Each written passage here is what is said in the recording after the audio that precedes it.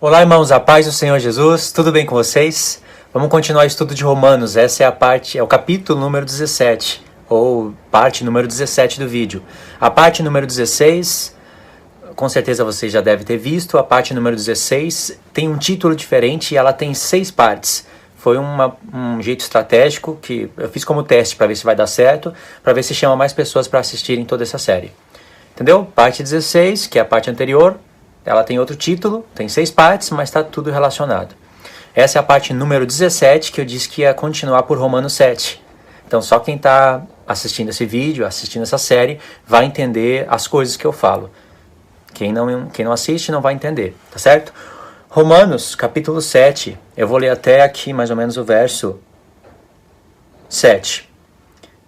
E já vou dizer, irmãos, é complicado. É muito lindo o que Paulo escreve aqui, mas é complicado. Porventura ignorais, irmãos, pois fala aos que conhecem a lei, que a lei tem domínio sobre o homem por toda a sua vida? Ora, a mulher casada está ligada pela lei ao marido enquanto ele vive. Mas se o mesmo morrer, desobrigada ficará da lei conjugal, de sorte que será considerada adúltera, se vivendo ainda o marido, unir-se com outro homem. Porém, se o marido morrer, estará livre da lei e não será adúltera se contrair novas núpcias. Assim, meus irmãos, também vós morrestes para a lei, por meio do corpo de Cristo, para pertencerdes a outro, a saber, aquele que ressuscitou dentre os mortos, a fim de que frutifiquemos para Deus. Porque quando vivíamos segundo a carne, as paixões pecaminosas postas em realce pela lei, operavam em nossos membros, a fim de frutificarem para a morte.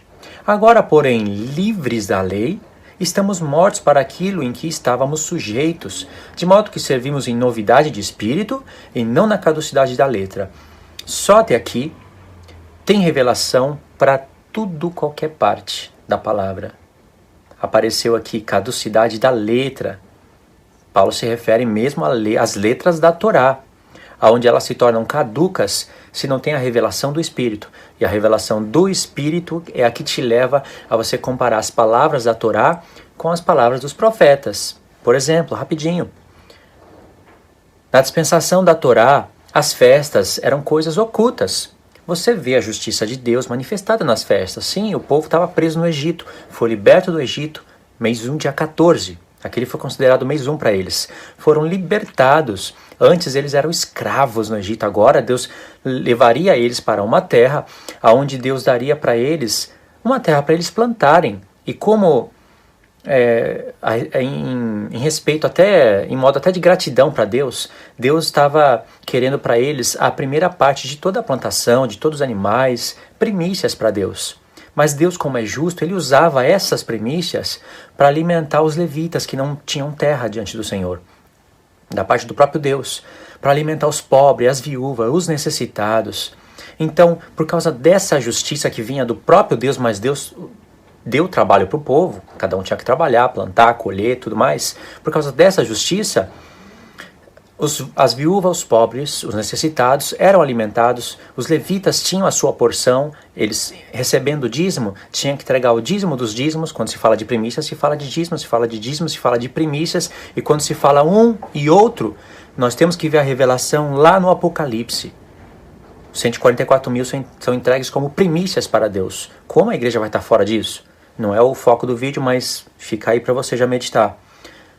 Falou de dízimo, falou de primícias, fala de plantação, e tudo isso na realidade do Novo Testamento é Cristo e a igreja. Daqui já surgiria um estudo do dízimo que os irmãos estão tanto pedindo. Mas irmãos, eu já estou dando a luz. Poxa, cata a Bíblia, clica aí no negócio do campo de pesquisa, separa 2 horas, fica um final de semana sem fazer alguma coisa e vai procurar dízimo, primícias, vai na frente.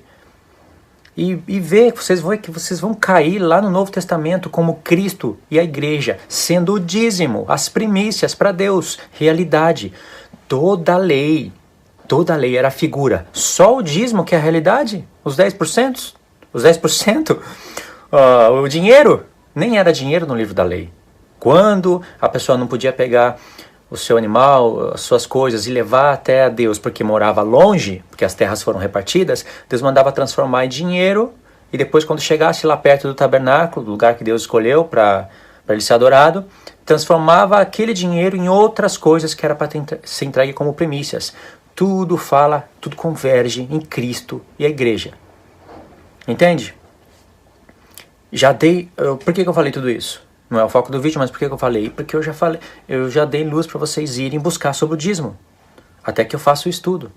Será que vai ficar esperando, irmãos, tudo até que eu lance um estudo falando de dízimo? Porque vocês não vão encontrar pessoas falando isso no YouTube. A não ser em alguns canais. Vocês não vão encontrar.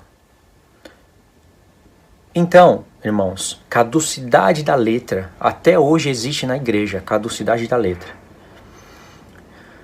E dessa caducidade da letra, as pessoas querendo pregar a palavra de Deus, não tendo a revelação do Espírito, sim a caducidade da letra, pode se transformar em morte para as pessoas, não em vida.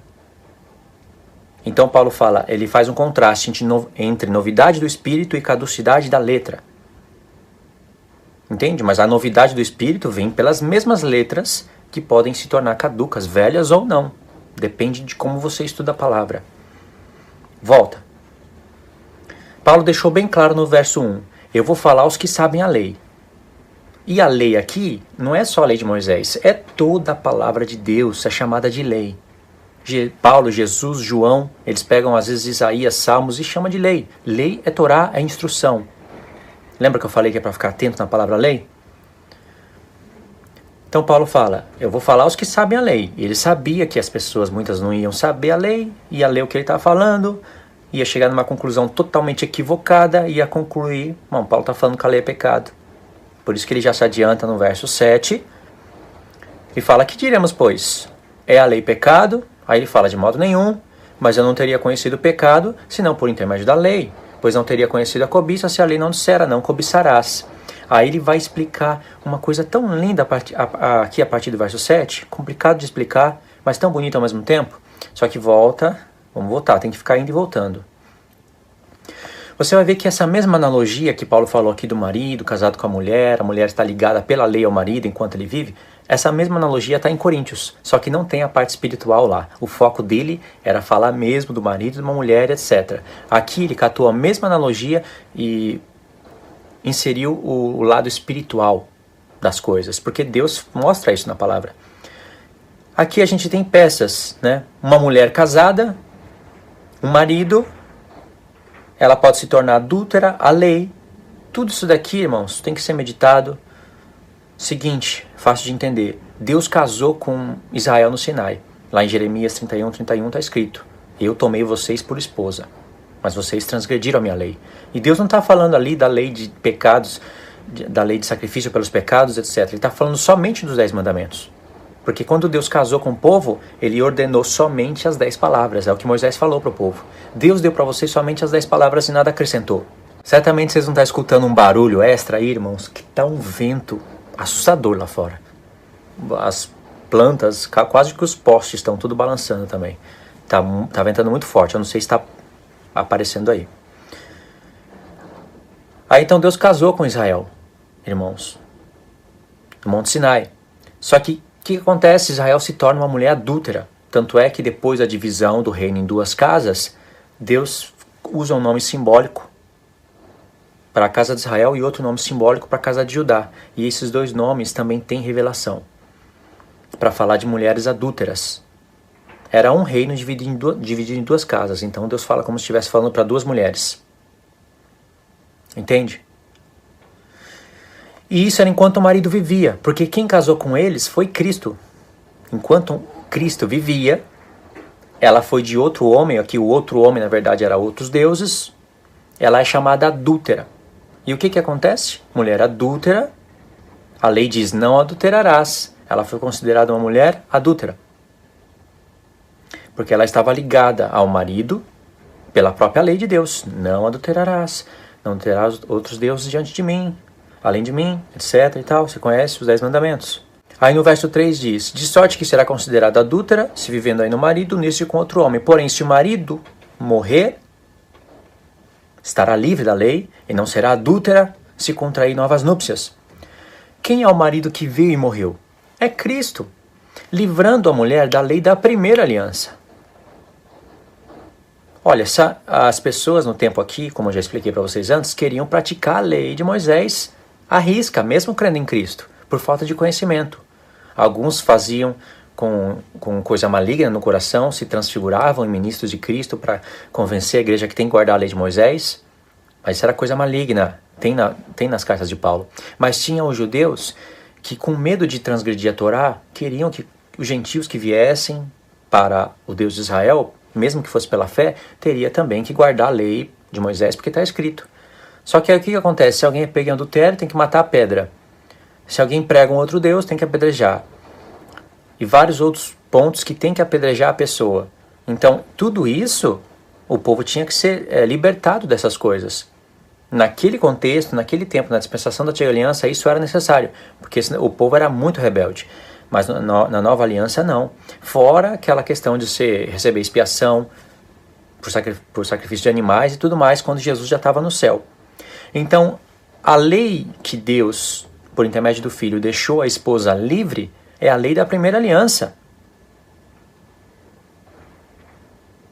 Aí Paulo, no verso 4, diz: assim, meus irmãos, também vós morrestes para a lei, por meio do corpo de Cristo, para pertencerdes a outro. É o mesmo, a saber, aquele que ressuscitou dentre os mortos, a fim de que frutifiquemos para Deus. Quando Paulo fala, vocês também morreram para a lei, pelo corpo de Cristo. Ou seja, vocês estão mortos para a lei. Essa mesma expressão aparece em Gálatas 2. Precisa unir os dois pontos para entender o pensamento do apóstolo Paulo. E os dois, tanto Gálatas 7 como Gálatas 2, tem que ser lidos junto, porque a mensagem é incrível. Só um homem profundo na lei de Deus que iria concluir essas coisas. Aqui, as pessoas pensam que Paulo está falando, vocês não devem mais praticar os 10 mandamentos, porque vocês estão mortos para a lei. Ainda mais quando chega aqui, Paulo está falando da cobiça, né? Vocês estão mortos para a lei. Então Cristo veio, olha só a incoerência, Cristo veio para libertar vocês daquilo que ele, antes de fazer carne, havia prometido que ia escrever no coração. Então, realmente, o que eu faço dentro de uma igreja, aonde um pastor, lá no púlpito, fala que eu sou justificado pela graça e eu não tenho que guardar os 10 mandamentos? Ele é um calvinista e não sabe. Mas por que eu guardo? Como obediência só. Não faz sentido uma coisa dessa. Eu não tenho que ouvir uma coisa dessa, eu não tenho que estar num lugar assim. Eu tenho que congregar, mas não num lugar assim. Entendeu? Isso foi motivo de muita briga para mim. Aí diz aqui, Paulo diz, vocês estão mortos para a lei. Ele não disse a lei está morto para vocês, a lei está morta para vocês. Se Paulo dissesse assim, meus irmãos, a lei está morta para vocês, isso quer dizer que do seu ponto de vista a lei está morta. Não existe mais lei. Não existe mais lei, não faz sentido um negócio desse. Mas Paulo disse, assim também vocês estão mortos para a lei. Paulo está falando do ponto de vista da lei, em geral, eu falo aos que sabem a lei. Do ponto de vista da lei, vocês também estão mortos. Aí Paulo explica ainda, pelo corpo de Cristo. Porque a lei mostrava que Cristo, o Messias, iria morrer, ia ressuscitar ao terceiro dia. Então a lei também vê todas as pessoas mortas pelo corpo de Cristo. Assim, livre da primeira aliança. Porque a lei mostra que todo homem está morto e ofensa e pecado. Mas a lei também mostra que tem homens que morreram pelo corpo de Cristo, que aceitaram o seu sacrifício, que farão parte do corpo de Cristo, sendo a esposa dele. Aí sim, Cristo morre, liberta a pessoa da lei da primeira aliança para um novo casamento, novas núpcias. E um novo casamento traz uma nova aliança, não é? E a nova aliança é os 10 mandamentos escritos no coração, removendo a necessidade de sacrifício de animais pelos pecados, de ano após ano. Assim Deus pega as sombras e transforma em realidade por causa do Filho. Vamos continuar na parte 2, irmãos. Esse ainda é o capítulo 17 do vídeo, número 17, parte 2. Eu estou fazendo assim que é para não ficar muito grande, 18, 19, 20, 21, sabe? Eu devia ter pensado isso no início, mas já foi. Parte 17, capítulo número 2. Parte número 2. Então o que Paulo está falando é isso. Vocês estão mortos para a lei. Do ponto de vista da lei, a lei vê vocês como mortos para a lei da primeira aliança. A própria lei, Paulo não fala que a lei é o ministério da morte, em 2 Coríntios? Ministério da morte escrito em tábuas de pedra. É ela que dá o conhecimento para você. Por exemplo, antes de Paulo escrever Romanos 7, ele escreveu Romanos 5. ele falou que por intermédio de um homem entrou o pecado e através do pecado entrou a morte. E como todos os homens morrem, é a prova de que todos os homens pecam. Porque todos os homens pecam, morrem. O salário do pecado é a morte. De onde Paulo aprendeu isso? Da lei. Do livro da lei. Então o livro da lei já começa aí, mostrando que todo homem está morto em ofensa e pecado. Depois vem o episódio de Abraão, e Deus começa a mostrar para Abraão que dele tiraria um povo e da descendência dele seria bendita todas as famílias da terra. Essa descendência de Abraão, não fala os descendentes, porque senão entraria Ismael aí, e Edom, fala descendência de Abraão, é Ismael. A aliança de Deus falou que faz com Ismael. Da onde viria Cristo? Cristo teria um corpo, que seria a igreja, e se nós somos um com Cristo, nós somos a descendência de Abraão. Entendeu? E aí a lei vai mostrando que as pessoas morreriam juntamente com Cristo. Oséias 6, por exemplo, fala que Efraim e Judá iriam ressuscitar ao terceiro dia. Efraim e Judá são as duas casas de Israel, e por ali está os gentios. Quem ressuscita ao terceiro dia é só quem morreu com Cristo, porque o único que ressuscitaria ao terceiro dia é Cristo. Então quem ressuscita com ele, morreu com ele. Baseado nesse entendimento construído pelos profetas, eu só resumi, Paulo escreve em Romanos 6, por exemplo, que nós morremos com Cristo. Em Romanos 7 ele vai falar que nós ressuscitamos com ele. Ele não vai falar tão claro aqui em Romanos 7, mas aqui em Romanos 7 ele está falando, nós morremos pelo corpo de Cristo. Quem morre pelo corpo de Cristo morreu com ele. E quem morreu com ele, ressuscita com ele, porque o Pai ressuscitou não só uma cabeça, mas o corpo do Filho. Em Efésios 2, ele fala, ressuscitaste com Cristo. Entendeu o mistério? Então a lei mostrava esse grupo de pessoas que morreriam através do corpo de Cristo. Então quando o homem morre, o marido deixa a esposa livre da primeira aliança. E quando ressuscita, ressuscita para novas núpcias, para uma nova aliança que teve início lá na sua vinda, e o final da nova aliança vai ser quando ele vier. Aí se conclui a nova aliança. Ainda nós estamos no processo da nova aliança. Está acontecendo ela ainda. Aí no verso 5, Paulo fala, porque quando vivíamos segundo a carne, as paixões pecaminosas postas em realce pela lei operavam em nossos membros a fim de frutificarem para a morte. Agora, porém, livres da lei, estamos mortos para aquilo em que estávamos sujeitos, de modo que servimos em novidade do Espírito e não na caducidade da letra. O problema aqui, irmão, não está na lei, está na carne do homem. Então, para resolver esse problema, Deus envia o seu Filho em semelhança de carne, do pecado, e resolve o problema, porque o problema está na carne e não na lei. Aí, Paulo diz no verso 7, é claro que isso que eu falei está em Romanos 8, mas já adiantei, né? No verso 7, Paulo diz, que diremos, pois? É a lei pecado? De modo nenhum, mas eu não teria conhecido o pecado, senão por intermédio da lei, pois não teria conhecido a cobiça se a lei não dissera, não cobiçarás. Olha aqui agora o verso 8, eu vou ler um pouco aqui, depois a gente volta. Mas o pecado, tomando ocasião pelo mandamento, despertou em mim toda sorte de concupiscência, porque sem lei está morto o pecado. Outra hora, sem lei eu vivia, mas sobrevindo o preceito, reviveu o pecado e eu morri. O mandamento que me fora para a vida, verifiquei que esse mesmo se me tornou para a morte, porque o pecado, prevalecendo do mandamento, pelo mesmo mandamento, me enganou e me matou. Por conseguinte, a lei é santa, e o mandamento santo, justo e bom. Olha de novo aquelas perguntinhas. Acaso o bom se me tornou em morte? De modo nenhum. Por que ele fala acaso o bom se me tornou em morte? Vamos voltar para explicar. Complicado isso. Verso 8.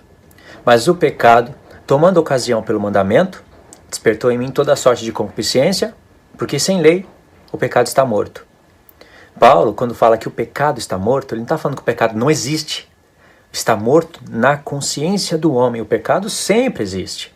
Mas enquanto você não conhece a lei de Deus, você não sabe que você é pecador e que através do pecado entra a morte. Lembra que ele escreveu Romanos 5 antes de falar o que está sendo falado aqui. Quando você conhece a lei de Deus, você vai saber. Adão pecou, o pecado passou para toda a humanidade. O pecado habita na minha carne e através do pecado entra a morte. Entendeu? Agora, como é que Paulo sabe que o pecado habita na carne do homem? Tá certo que eu nem li esse texto aqui, né? Mas como é que ele sabe isso? Eu vou explicar isso. Então, Paulo está falando assim. Mas o pecado, tomando ocasião pelo mandamento, agora o pecado foi revelado. O pecado, irmãos, é uma lei. Tem a lei do pecado. A lei do pecado é gerar a morte em você. E quem construiu essa lei foi Satanás, foi o diabo. Ele queria ser criador. E ele criou a morte, criou a mentira, criou a morte. Então o pecado que foi revelado agora toma ocasião pelo mandamento e desperta no homem a concupiscência. Paulo fala, porque sem lei o pecado está morto. A pessoa não tem conhecimento do pecado. Ela sabe algumas coisas pela lei da consciência, mas ela não tem o pleno conhecimento. Nem sabe que vivendo está morta. Nem sabe disso. Mas então Paulo vai mostrar aqui pra gente uma exposição da luta do espírito contra a carne. O que o apóstolo Paulo fala em Gálatas é o que ele está falando aqui. Só que em Gálatas ele deu uma conclusão. Ele falou, o espírito luta contra a carne contra o espírito, um se opõe contra o outro para um não fazer a vontade do outro. Aqui, irmãos, ele não está falando essa frase, mas aqui ele está mostrando. Uma pessoa recebe a lei de Deus, agora ela vai ter uma luta terrível contra a carne. Mas o espírito que está nela vai levar ela a lutar contra a carne. A carne vai se opor contra o espírito para um não fazer a vontade do outro. Está aqui. Só que aqui o apóstolo Paulo vai mostrar como que acontece essa luta. Lá em Gálatas ele não está mostrando como que acontece a luta, mas ele está dando a conclusão. Entendeu? Tem que entender isso. Aí Paulo fala, outra hora sem lei eu vivia, mas sobrevivendo o pecado, sobrevivendo o preceito, reviveu o pecado e eu morri. Sem lei eu vivia, ele não está falando que ele tinha vida sem a lei de Deus. Não faz sentido isso. Se ele falou em Romanos 4 que a morte reinou de Adão até Moisés, é porque reinou de Adão até Moisés. Porque depois de Moisés vem a lei. E aí o homem passa a ter conhecimento das coisas. E aqueles que fizeram essas coisas, por elas viverá. A morte aqui perde a força se o homem guardasse a lei da primeira aliança. Lembra que eu falei na série número 16? Como Deus iria justificar os homens pelo sacrifício de Cristo na dispensação da antiga aliança, pela própria lei? Então quando Paulo fala, aqui, outra hora sem lei eu vivia, ele está falando de um homem que pensa estar vivo. Mas como eu sei disso? Mas sobrevivendo o preceito, reviveu o pecado e eu morri. Agora, quando a gente recebeu o preceito de Deus, agora o pecado revive na nossa consciência, lembra? O pecado está morto, não quer dizer que ele não existe, quer dizer que a gente não conhece. Aí acaba revivendo o pecado e a gente vê que o pecado habita em nós. O que acontece? Gera morte em nós, gera a consciência de morte.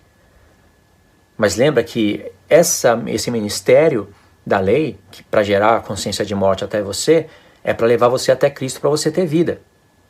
Aí Paulo diz, mas ele está pensando nas pessoas que viviam na dispensação da antiga aliança também. Leva isso em conta, não é só gentios que não conheciam nada. Pessoas que viviam na dispensação da antiga aliança e não meditassem na lei de Deus, pensariam que estavam vivas diante de Deus. Verso 10. O mandamento que me fora para a vida, verifiquei eu que este mesmo se me tornou para a morte. O mandamento é para dar vida, não é? Faz e vive. Mas ele verificou que agora se tornou em morte. Porque agora a lei despertou nele coisas e ele viu que o pecado está nele e que ele está morto. E que ele não consegue vencer, ele não consegue lutar contra isso. Calma que a gente vai chegar lá. Porque o pecado, ele vai explicar o porquê. Ele fala e explica, Verso 10, vamos pegar de novo. E o mandamento que me fora para a vida, verifiquei que este mesmo se me tornou para a morte. Por quê, Paulo? Porque o pecado, prevalecendo-se do mandamento, pelo mesmo mandamento me enganou e me matou. Olha a conclusão dele. Por conseguinte, a lei é santa e o mandamento santo, justo e bom. Você vê que foi o pecado que prevaleceu contra o mandamento. Aí é pessoas inclinadas para a carne. Por isso que é uma exposição da luta da carne contra o espírito. Tem a ver com Gálatas. Então, se o pecado te enganar pelo mandamento e prevalecer sobre o mandamento que era para te gerar vida, te gera morte. Porque o pecado não poderia gerar isso em você se não fosse pelo mandamento. A lei revelou o pecado. Então o pecado agora vai querer seduzir o homem, se aproveitar da lei para gerar a morte no homem. Porque o pecado sabe, lembra, a lei do pecado é do diabo. O pecado sabe que se você praticar as coisas que seria contra a lei, isso gera morte em você. Aí Paulo fala, por conseguinte, no verso 12, a lei é santa e o mandamento santo, justo e bom. Aí Paulo disse, no verso 13, acaso o que é bom se me tornou em morte? A lei que era para me dar vida, então agora vai me dar morte? É isso que Paulo está falando? Aí Paulo escreve logo em seguida, de modo nenhum. Não concluam isso, que o mandamento que era para dar vida agora gera morte em você. Não concluam isso. Pelo contrário, o pecado, para revelar-se como pecado, por meio de uma coisa boa, causou-me a morte, a fim de que pelo mandamento se mostrasse sobremaneira maligno. Olha que frase incrível, relacionada com o que ele disse antes. Acaso o que é bom se me tornou em morte? Não, de modo nenhum. Pelo contrário, o pecado, para se revelar-se como pecado, por meio de uma coisa boa, causou-me a morte, a fim de que pelo mandamento se mostrasse sobremaneira maligno. Olha, o pecado se aproveitou de algo que é santo, justo e bom, e através do próprio mandamento que é para a vida, ele te gera a morte. Então, através da própria lei, a lei revela como o pecado é sobremaneira maligno, porque agora ele aproveita disso para gerar uma morte em você. Mas isso é só se o pecado prevalecer contra o mandamento. Olha como Paulo quer reforçar o mandamento na vida da pessoa. Entendeu, irmãos? Não perca o pensamento. Eu vou ter que parar aqui para a gente ir para a parte 3. Não perca isso, que isso daqui é valiosíssimo. Aqui é a luta da carne contra o espírito. Vídeo número 17, parte 3. Então o pecado se aproveitou de algo que é santo, justo e bom. E como o pecado vê que você não guarda o mandamento, ele usa o mandamento, ele prevalece contra o mandamento, usa a sua inclinação para a carne e te mata. Então, pela lei, o pecado pela lei o pecado é revelado e a lei mostra como ele é sobremaneira maligno, porque ele está sempre no mundo. Mas quando a lei vem e descobre ele e fala, isso é pecado, isso habita em você, isso você está morto por causa dele. Mas agora tem a promessa da vida.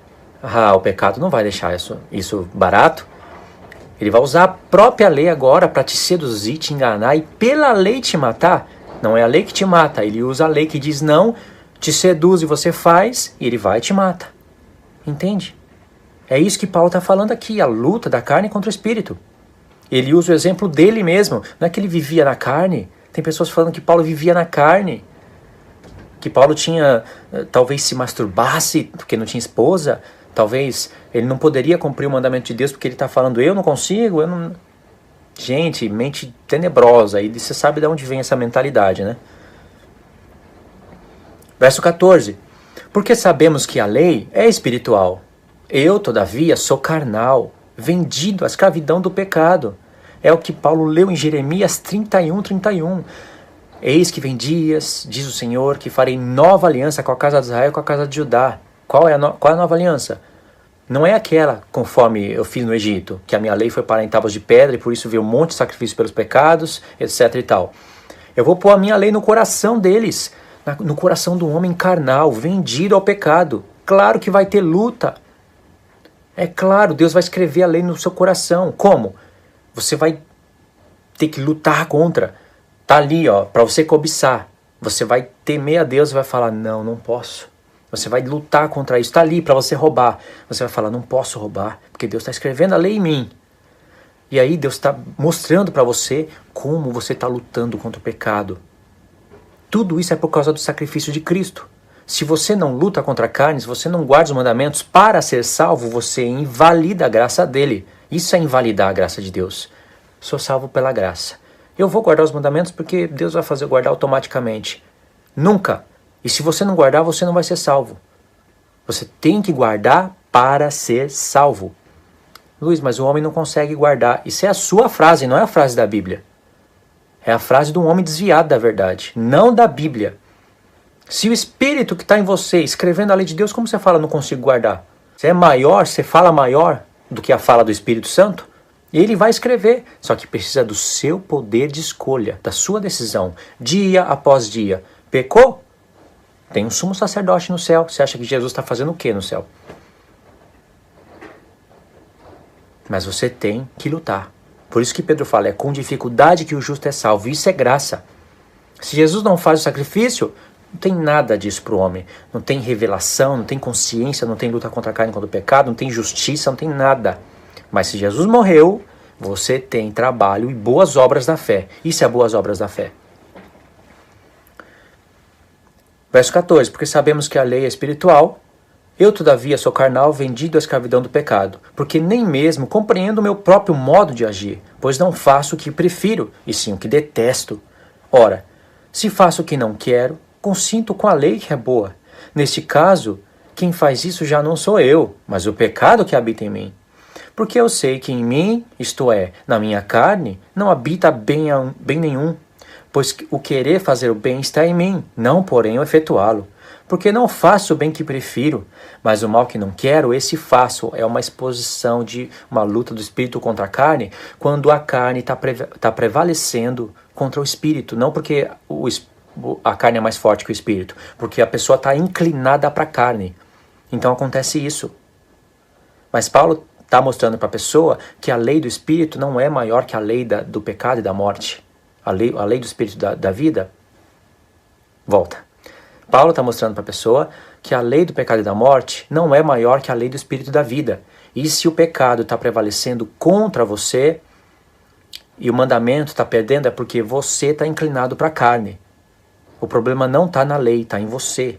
Jesus resolveu o caso, mas você está se inclinando para a carne. Verso 21. Então, ao querer fazer o bem, encontro esta lei, de que o mal reside em mim. Porque no tocante ao homem interior, tenho prazer na lei de Deus, mas vejo nos meus membros outra lei, que guerreando contra a lei da minha mente, me faz prisioneiro da lei que está nos meus membros. Desventurado o homem que sou, quem me livrará do corpo dessa morte? Graças a Deus por Jesus Cristo, nosso Senhor, de maneira que eu, de mim mesmo, com a mente, sou escravo da lei de Deus, mas segundo a carne, da lei do pecado. Algumas pessoas leem isso daqui e encontram uma dificuldade tremenda de aprender a revelação, de entender o que Paulo está falando. E conclui que Paulo está mostrando um homem que quer guardar o mandamento pela sua própria força, né? Que eu quero comprar a graça de Deus, e quer e não consegue. Aí chega uma hora que ele se rende e fala, eu sou miserável, quem vai me livrar do corpo dessa morte? Aí Paulo, Jesus Cristo, nosso Senhor. Mas não está prestando atenção no que ele está falando? Não prestou atenção no que ele falou logo em seguida? De maneira que eu, de mim mesmo, com a minha mente, sou escravo da lei de Deus, mas segundo a carne, da lei do pecado. É o que Paulo está falando. O Espírito foi enviado no coração do homem pela fé. Agora, o Espírito vai te revelar tudo. Ele vai te revelar que você está morto em pecado, que você precisa buscar vida em Cristo. Agora você vai ver, vai ter uma luta contra a carne, algo que você não tinha antes. E você vai ver que tá querendo e não consegue. Que eu vou fazer o bem, tá o mal ali. Você encontra a lei de que o pecado habita em você. Como que você encontra essa lei? Verso 18, olha o que Paulo falou. Porque eu sei que em mim, isto é, na minha carne, não habita bem algum. Pois o querer fazer o bem está em mim, não porém efetuá-lo. Porque não faço o bem que prefiro, mas o mal que não quero, esse eu faço. Mas se eu faço o que eu não quero, já não sou eu quem o faz, e sim o pecado que habita em mim. Como Paulo sabe que o pecado habita nele, na carne dele? Ele viu que Deus falou para Adão, ele foi feito carne, não é? Deus falou para Adão, Adão, no dia que você desobedecer a minha lei, você vai morrer. Adão desobedeceu, isso é falta de fé, e morreu, não é? O que aconteceu? A carne de Adão se tornou uma carne, um corpo mortal. Se o homem morre, é porque ele desobedeceu a lei de Deus. Se o corpo do homem morre, e segundo o que Deus falou, a morte só poderia entrar pela desobediência, aonde que está o pecado? No nosso corpo. Deus, querendo resolver essa causa no futuro, depois de tanto trabalho pelos profetas em revelar os seus mistérios, envia a solução pelo Espírito aonde? No nosso corpo, para ter luta, mistério da fé, ministério da nova aliança. Para você ser salvo, Deus quer resgatar uma pessoa que lutou contra aquilo que gerou a morte no filho dele. Ele não quer salvar uma pessoa que agora sabe que é pecado e que foi programada para viver em santidade porque foi eleita antes da fundação do mundo. Isso não é uma esposa que interessa para ele. Ele quer uma esposa que diga sim, que obedece os mandamentos. Se vou falhar, sei, Deus sabe que você vai falhar. Mas ele também tem um sumo sacerdote para interceder por você. Ele quer ver você lutando contra as coisas que gerou a morte no filho dele. E as coisas que gerou a morte no filho dele são as suas más obras. Então ele preparou boas obras de antemão, para que você andasse nela. Ah, não, mas não para ser salvo, né, Luiz? Para ser o quê? Para ser elogiado? Para receber galardão? Para ser salvo. E você só pode andar nas boas obras se for o Espírito ser entregue para você. O Espírito só pode ser entregue se Cristo morre. É graça ou não é? É uma graça consciente. Isso é graça. Então, assim que Paulo concluiu que o pecado habita nele. E Paulo está falando aqui de um homem que agora tenta guardar a lei de Deus e não consegue. Tenta, não consegue. Por quê? Porque o problema está na lei? Não, o problema está na carne dele. Ele se inclina para a carne. Paulo mesmo fala. Como eu sei que ele está com Jeremias 31 na mente? Olha os textos, verso 22. Porque no tocante ao homem interior, tenho prazer na lei de Deus. Aonde Paulo sabe, da onde ele soube que a lei de Deus está no homem interior? Mas vejo nos meus membros outra lei. Guarda aí, outra lei. Que guerreando contra a lei da minha mente, me faz prisioneiro da lei do pecado que está nos meus membros. Lembra que eu falei para você guardar essa outra lei? Qual que é essa outra lei? Verso 23, mas vejo nos meus membros outra lei. Ele vai explicar no finalzinho desse texto qual é essa outra lei. Que guerreando contra a lei da minha mente, me faz prisioneiro a lei do pecado que está nos meus membros. Qual é essa outra lei? A lei do pecado, mas vejo nos meus membros outra lei. E no final ele fala, a lei do pecado que está nos meus membros. Essa outra lei é a lei que está nos membros, no nosso corpo. Ele aprendeu isso pela lei de Deus. E essa lei, guerreando contra a lei da minha mente, aonde ele viu que tem a lei na mente do homem? Jeremias 31. Eu vou pôr a lei de Deus na mente do homem, vou imprimir ela no coração, no homem interior. Então é uma luta da carne contra o espírito. Isso não é lindo de entender? E aí essa lei, essa outra lei te faz prisioneiro da lei do pecado que está nos seus membros. Então essa outra lei é mais forte que a lei do espírito e da vida? Aí Paulo fala, desventurado homem que sou, quem me livrará do corpo dessa morte? Graças a Deus por Jesus Cristo, se ele não morre não tem espírito, né? Nosso Senhor, de maneira que eu de mim mesmo com a minha mente sou escravo da lei de Deus, mas segundo a carne, da lei do pecado. Para onde é que você está inclinado? Porque a culpa não está na lei, a culpa está na sua carne. Mas Deus deu a solução por intermédio de Jesus Cristo. Você está tendo uma luta, mas você não está conseguindo vencer. Aonde está o problema? Se com a sua mente você se inclina para a lei de Deus ou com a carne para a lei do pecado. Aí está o problema. Aí vem o capítulo 8. Agora, pois, já nenhuma condenação há para os que estão em Cristo Jesus. Porque a lei do Espírito e da vida, aquela de Jeremias 31, é a nova aliança no coração, em Cristo Jesus te livrou da lei do pecado e da morte. Aquilo que estava nos seus membros. Te livrou, mas com a mente na lei de Deus. Hã? Ah não, com a mente na graça, solamente graça. Vai por aí que você vai ver aonde você vai parar no futuro. Se não perder a salvação, vai perder uma posição tremenda no reino de Deus. Porquanto que fora impossível a lei, no que estava enferma pela carne, aqui é a lei da primeira aliança. Era a lei em tábuas de pedra. Isso fez Deus, enviando o seu próprio Filho em semelhança da carne pecaminosa e no tocante ao pecado. E com efeito condenou Deus na carne o pecado. O Filho venceu. O corpo do Filho, ele recebeu um corpo, não é? Esse corpo tipificava a igreja. Ele venceu por nós, então nós podemos vencer também. Como ele venceu, nós podemos, porque nós temos o mesmo Espírito dele. Verso 3 de novo. Porquanto que fora impossível a lei, no que estava enferma pela carne, isso fez Deus, enviando seu próprio Filho em semelhança de carne pecaminosa e no tocante ao pecado. E com efeito condenou Deus na carne o pecado, a fim de que o preceito da lei se cumprisse em nós, que não andamos segundo a carne, mas segundo o Espírito. Você quer andar segundo o Espírito? Então você vai guardar os mandamentos de Deus. E isso é para ser salvo. Deus já sabe quem vai ser salvo. Já tem um grupo antes da fundação do mundo. Os eleitos de Deus não podem perder a salvação, não porque nesse tempo não tenham a oportunidade de perder a salvação. Os eleitos de Deus não vão perder a salvação porque eles sabem que as pessoas vão usar o seu poder de escolha até o fim, vão permanecer em Cristo, vão errar, mas vão se arrepender e vão permanecer em Cristo, e uma vez que elas morrem seladas por Deus, tá aí. Deus conhece todo esse tempo, todas essas pessoas. Então, elas não perdem a salvação por isso, porque no final da vida, no último suspiro, no último dia de vida, no último suspiro, estava com Cristo. Aí sim, os eleitos não podem perder a salvação, foram eleitos antes da fundação do mundo porque Deus é presciente. Não quer dizer que no tempo a pessoa não tem a oportunidade de perder a salvação. E de fato tem, porque está escrito. Isso é predestinação bíblica e justa. Agora vamos tentar concluir esse pedacinho aqui na parte 4.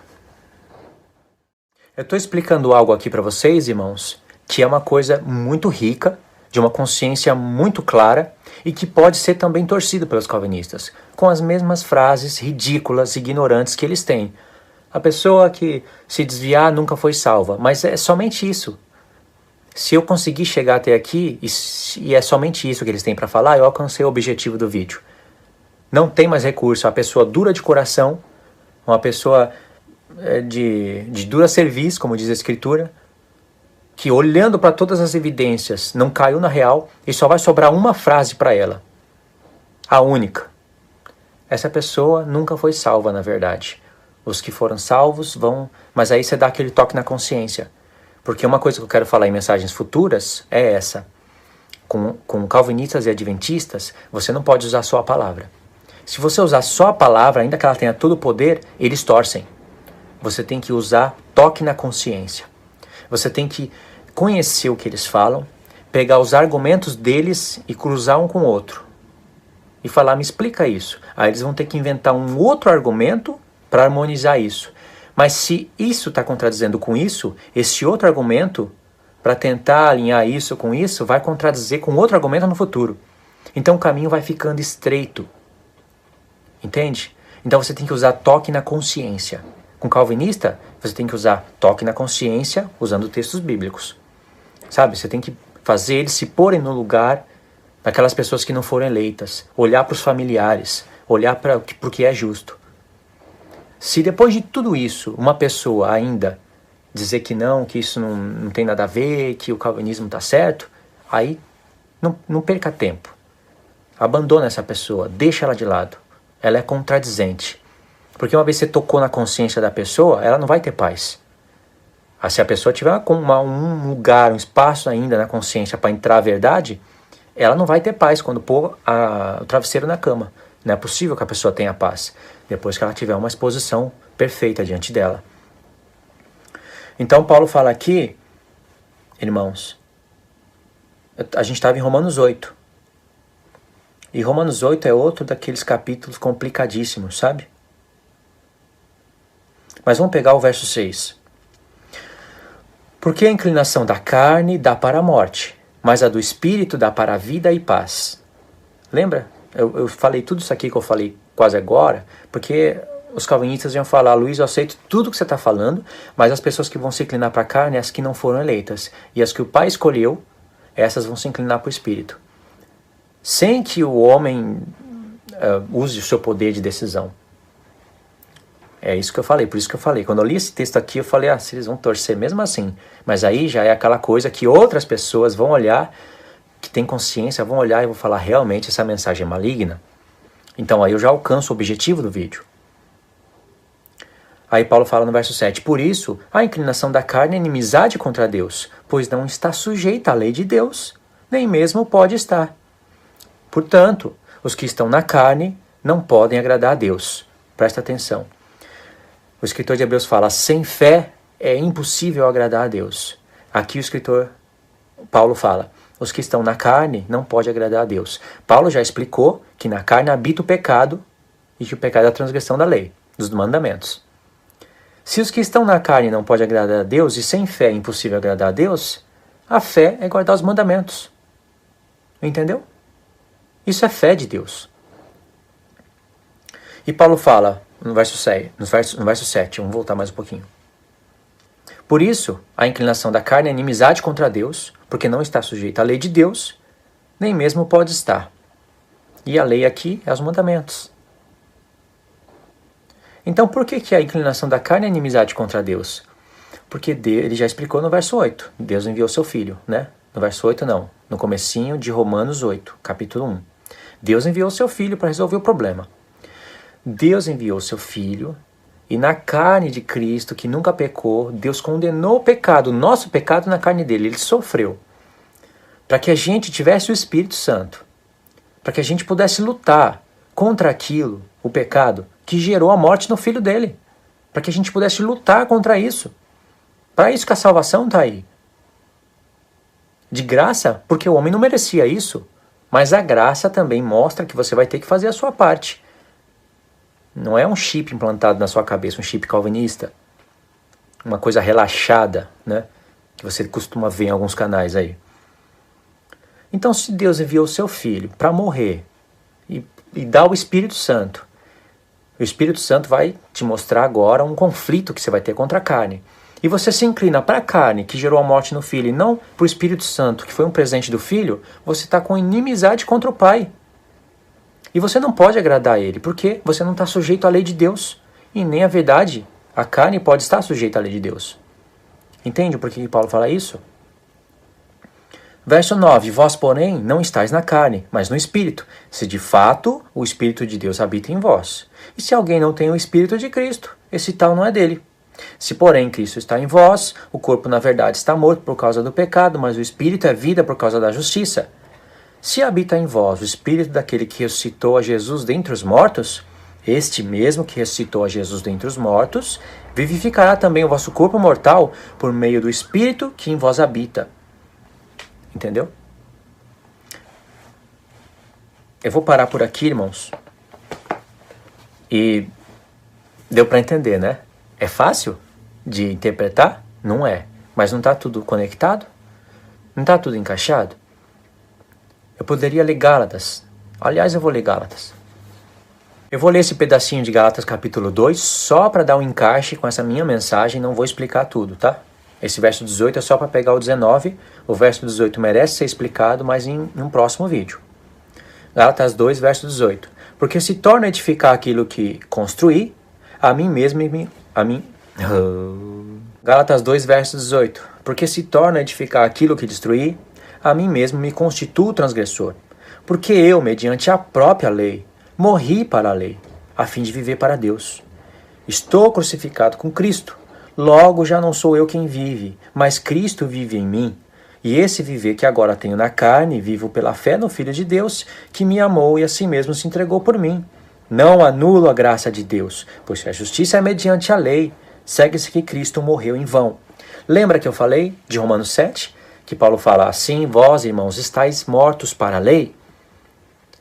Do ponto de vista da lei, ela está vendo vocês como mortos. Mas, pelo corpo de Cristo, vocês alcançam a ressurreição, recebem o Espírito, e aí agora vocês vão ter uma luta da carne contra o Espírito. Se com a carne se inclinar para o pecado, é morte. Se com a mente se inclinar para o Espírito, é vida. Você tem dois caminhos postos diante de vocês. Vocês escolhem. Deus fala para você, escolha a vida. Isso está em Deuteronômio. Tem dois caminhos, o da morte e o da vida. Deus falou, eu chamo duas testemunhas, os céus e a terra. Eu não posso chamar calvinista porque eles vão testemunhar errado, mas duas testemunhas fiéis eu chamo, os céus e a terra. Tenho posto dois caminhos diante de vocês, a vida e a morte e a vida. E eu disse, escolham a vida, vocês têm escolha. E tem duas testemunhas que vão testemunhar que eu estou dando escolha para vocês. Escolham a vida. Se escolher a morte, carne, né? Inclinação para carne, morte. Se escolher a vida, escolher ser guiado pelo meu Espírito. Isso ocorre em Jeremias. Entendeu? Você quer fazer parte de testemunhar, quer fazer parte das pessoas compradas da terra para testemunhar junto com o céu, que Deus colocou dois caminhos para o homem e falou para o homem, escolha a vida? Então, tem que ser boas testemunhas de Deus. E aqui, Paulo está falando, porque eu, mediante a própria lei, morri para a lei. Ele não está falando, a lei morreu para mim.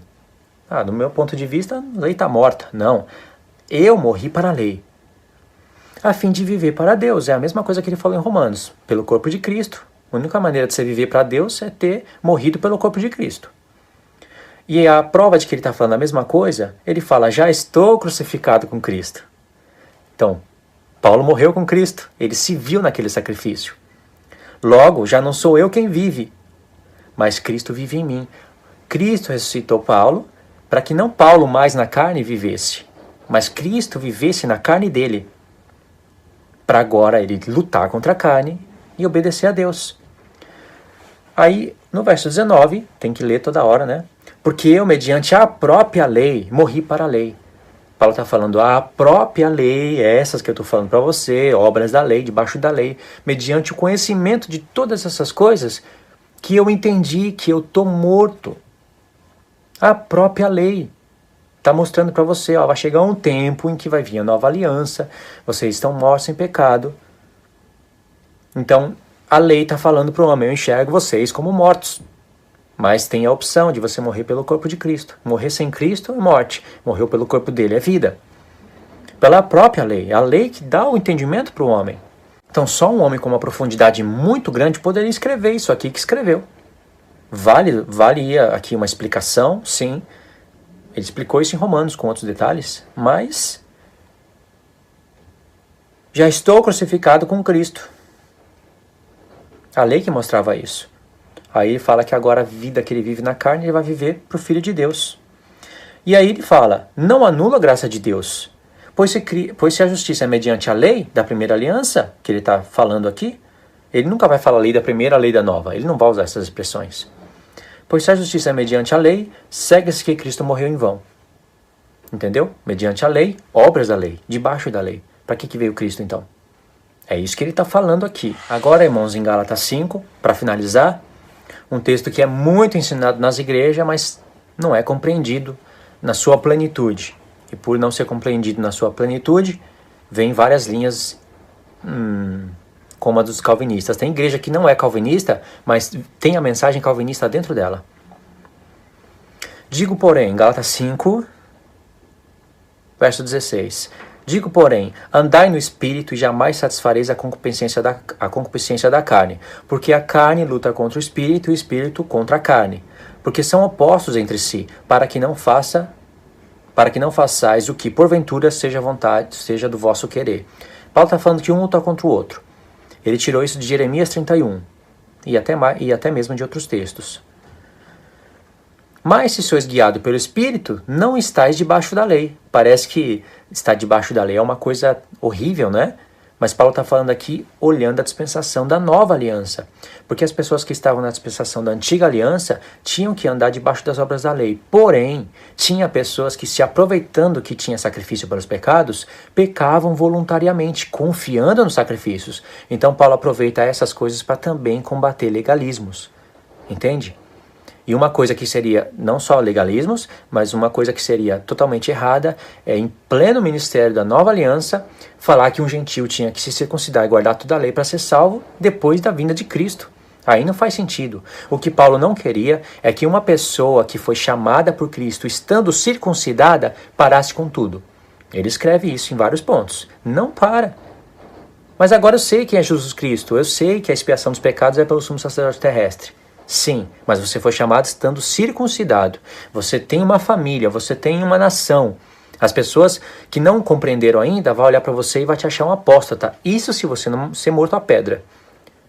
Então, continua, aproveita para pregar a palavra. Agora, se você foi chamado estando incircuncidado, poxa, para que você vai se circuncidar? Paulo até fala aqui em Gálatas 5, antes, aqueles que se circuncidar estão obrigados a guardar toda a lei. Essa frase aqui pra gente não vale nada. Mas imagine naquela época.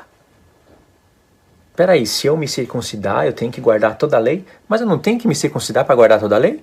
Por que isso está sendo como algo negativo da sua parte, apóstolo Paulo? Vamos continuar só mais um pedacinho no próximo vídeo. Não deu para concluir nesse. Então essa é a parte final, irmãos. Não estou falando nem o número porque eu já perdi o número. Eu sei que é o capítulo 17 dessa série. Então a pessoa ia falar, peraí, se eu me circuncidar, eu sou obrigado a guardar toda a lei? Não é isso que Deus quer? Que eu guarde toda a lei? Guardar toda a lei. Vai receber sacrifício por animais, ser um homem, sumo sacerdote terrestre, tá ali agora num templo com um véu assim da separação, mostrando que o homem está separado de Deus. Se alguém da tua família for pego em adultério, você vai ter que matar a pessoa a pedra. É isso que você quer? Se circuncidou, guarda toda a lei, você está obrigado a fazer isso. Você não foi chamado por Deus circuncidado. E até as pessoas que estavam circuncidadas não poderiam fazer isso conhecendo a Cristo. Por isso que elas tinham que ensinar a palavra. Por isso que Deus deu 70 anos após a morte do Filho como tempo de transição de aliança. Lá em Atos 21, você vai ver Tiago com milhares de judeus que creram em Cristo. E eles estavam ouvindo que Paulo era apóstolo de Moisés. E aí iria surgir uma revolução. Tiago, você está ouvindo para um apóstolo que é apóstolo de Moisés?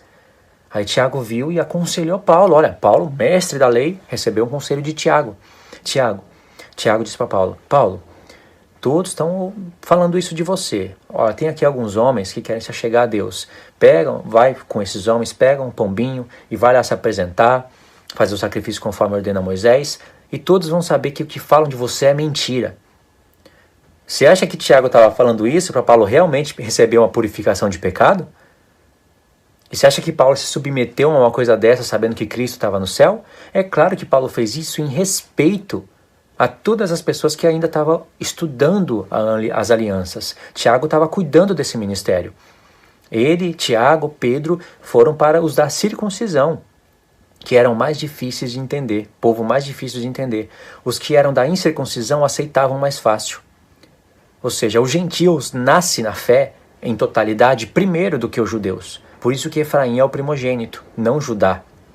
Entende esse mistério? Claro que os judeus creram primeiro, né? Começou com os judeus. Os judeus começaram a espalhar a palavra, mas na massa, é o que João fala, Jesus veio para o que era seus. Os seus não receberam, mas todos quantos aqueles o receberam, Deus deu poder para eles de ser chamados filhos de Deus. João, olhando para a totalidade, viu que a massa de Israel não recebeu o Senhor, mas os gentios, quase que em massa, estavam recebendo. Então, para não gerar esse conflito, esse atrito, Paulo se submeteu a isso? Ou será que Tiago estava tão corrompido assim, não queria saber mais que Jesus era o sumo sacerdote, queria que todo mundo recebesse expiação do pecado com sangue de animais? Nós estamos falando de Tiago, irmãos. Se Tiago estivesse sugerindo algo desse nível para o apóstolo Paulo, ele ia falar, Tiago, você não lembra do concílio de Atos 15? Você que deu aquela palavra profética citando Amós, que disse que os gentios não precisavam guardar a lei de Moisés para serem salvos e sim se abster daquelas coisas que você mesmo alistou? Você está se contradizendo agora? Entende como é assim que se compreende Atos dos Apóstolos e entende o porquê dos porquê dessas coisas? Então volta aqui. Gálatas 5, verso 18. Mas se sois guiados pelo Espírito, não estáis debaixo da lei. Ora, as obras da carne são conhecidas e são prostituição, impureza, lascívia, idolatria, feitiçarias, inimizades, porfias, ciúmes, iras, discórdias, dissensões e facções. Invejas, bebedices, glutonarias e coisas semelhantes a estas, a respeito das quais eu vos declaro, como já outra hora vos preveni, que não herdarão o reino de Deus os que tais coisas praticam. Mas o fruto do Espírito é amor, alegria, paz, longanimidade, benignidade, bondade, fidelidade, mansidão, domínio próprio. Contra essas coisas não há lei. Aqui ele está explicando o porquê que a pessoa que é guiada pelo Espírito não está debaixo das obras da lei. Porque as pessoas que estavam debaixo das obras da lei confiavam em sacrifícios. Mesmo as que não faziam os pecados voluntariamente, pensando que os sacrifícios iriam livrar ela, mesmo as pessoas que tinham temor, mesmo elas estavam debaixo do pecado, mesmo elas. Mas tinha pessoas que ainda se aproveitavam dessas coisas, do sacrifício. Eu tenho sacrifício, eu tenho expiação pelos pecados, então eu vou andar, eu vou fazer isso, eu vou mirar, eu vou... as pessoas até adulteravam, eu vou dar falso testemunho, tem expiação pelos pecados. Então é legalismo. Paulo combate tudo isso. Aí Paulo fala, contra essas coisas, que são os frutos do Espírito, não há lei. Mas contra as outras coisas, há lei. Há lei. Viu uma pessoa, pega em adultério, mete pedra nela. Mas não é para vocês viverem assim. Vocês estão vivendo agora no ministério do Espírito. Vocês estão livres dessas obras da lei. Livres de tudo isso. Aí no verso 24 Paulo fala: e os que são de Cristo Jesus crucificaram a carne com as suas paixões e concupiscências. Se vivemos no Espírito, andemos também no Espírito. Não nos deixemos possuir de vanglória, provocando uns aos outros, tendo inveja uns dos outros. Entende? Então, para finalizar, eu dei uma resumida rápida aqui em Gálatas. Depois de ter gravado acho que 4, 5 vídeos direto, a cabeça fica um pouco pesada, com essas luzes também, elas atrapalham a vista. Então, só para recapitular, nós aprendemos algumas coisas de Romanos 7, que eu sei que você vai ter que assistir de novo o vídeo, de Romanos 8 e de Gálatas capítulo 2 e capítulo 5. Eu mostrei que em Romanos 7, Paulo está fazendo uma exposição da luta da carne contra o espírito, do espírito contra a carne, e de pessoas que, se não conseguem vencer as coisas da carne, não é porque a lei do espírito é menor, é mais fraca, mas é porque a pessoa com a carne está inclinada para a carne. Mas se com a mente inclinar para o espírito, ela tem vida, se não, morte. É o que o Paulo explica. E ele dá graças ao Senhor Jesus, porque foi por intermédio dele que essas coisas são possíveis, e isso é graça de Deus. Mostrei que isso que está sendo falado em Romanos 7, em detalhes, ele colocou em Gálatas 5 como uma conclusão. O espírito luta a carne a carne contra o espírito. E todas as obras da carne e as do espírito estão em Gálatas 5. Não está em Romanos 7. Mas em Romanos 7 ele está mostrando agora uma pessoa que quer fazer o bem. Ela escolhe fazer o bem. Quem mostrou que é o bem para ela? Paulo disse, a lei é boa. Boa, bem, é a mesma coisa.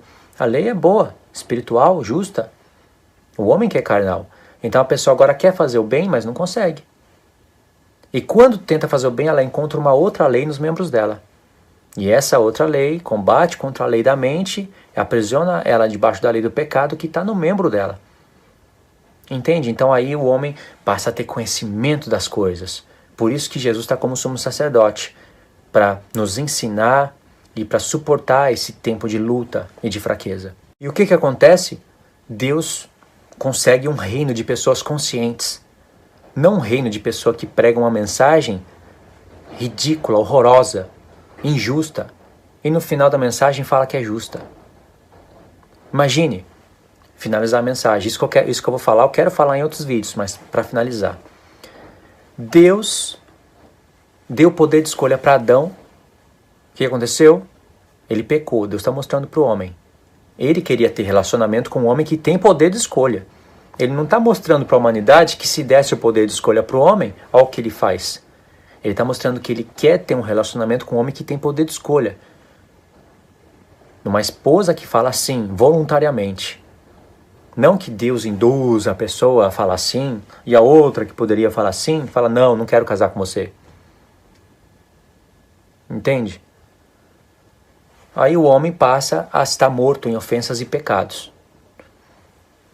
Depois Deus envia o seu filho, o sacrifício do seu filho, ensinado, profetizado, pregado, tudo certinho. E mesmo assim, com o sacrifício do filho, com o derramamento do sangue do filho, o Espírito sendo enviado nas pessoas, se Deus desse o poder de escolha para o homem ainda, todos os homens escolheriam o diabo. Você imagina a cara do diabo nessa hora? É a diversão dele ouvir isso. Nem o sacrifício do filho faria um homem com poder de escolha escolher o filho. Então o que Deus tem que fazer?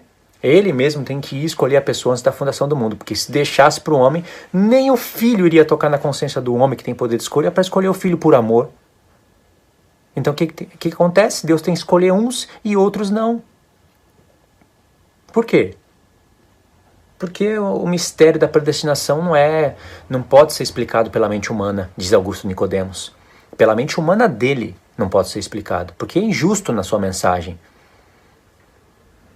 Irmãos, se o sacrifício do filho não tem o poder de fazer um homem que tem poder de escolher o filho, que é isso? Vitória pro diabo, então. Se Deus tem que escolher o homem, senão todo mundo escolheria ele, é uma diversão para ele ouvir isso. Já ouviu? Já ouvi vários. Tem aquele Paul Walsh, eu esqueci o nome dele. É um pastor que tem uma aparência assim santa, mas é a mensagem dele. É boa? Ele falou que todo homem iria escolher o diabo se Deus não escolhesse alguns. E que o homem ainda no inferno, se Deus abrisse a porta da salvação, o homem ia fechar a porta da cara de Deus e ia falar, eu escolho o diabo. Um homem que chega a falar uma coisa dessa, está com a mente treinada no quê? Tem a verdade de Deus? Pode falar do amor de Cristo, para eles, para os eleitos, mas e no próximo? Você vai ter paz nessa terra, no novo mundo, né? Nessa terra eu não sei se a pessoa tem paz, pode ser que ela tenha paz, mas uma pessoa que não tem amor, né? Você vai ter paz sabendo que você e a sua mãe moravam juntos, ou seu pai, ou seu filho, você que sabe, não vão ser todos numa família que vão ser salvos, e Deus escolheu você para ser rei e sacerdote, e a sua mãe deixou nos pecados, deixou rolar, não foi porque ela fez o bem ou mal, ou porque Deus previa alguma coisa ou não, sinceramente não foi por isso, Deus apenas falou, deixa essa daí rolar no pecado. Ou até chamou externamente, sabe, Deus chamou, essa daí vai chegar até a mim, mas não vai permanecer a mim, porque eu não vou operar com a minha graça irresistível internamente. Ela vai se desviar. Mas depois, eu não fiz nada, o pecado já está nela, ou nele. Mas depois, essa pessoa vai estar diante da minha igreja, e a minha igreja vai condenar essa pessoa à segunda morte. Mas poderia ter sido salva, gente. Poderia, mas Deus não quis. Você vai ter paz? E é bonitinha essa mensagem, né? Para mim é horrorosa, mas é bonitinho para quem se acha eleitinho de Deus, né? Um calvinista. Agora, e se fosse você, no dia do julgamento, toda a sua família salva e você não? Você ia aceitar? Ia. Deus fez assim, é amor dele. É hipócrita. Claro que você não ia achar isso justo, não é justo. E alguém escuta eu falar isso e fala, Luiz, você está julgando tudo conforme a coisa humana, você tem que julgar conforme a justiça de Deus. E que justiça que há nisso? Como eu disse em alguns vídeos anteriores, se é assim que Deus vai julgar o mundo, Alá é superior a Deus e Mohammed é superior a Cristo. Porque eles não têm esse tipo de mensagem no Alcorão. Não faz distinção de pessoas dentre as pessoas do reino deles.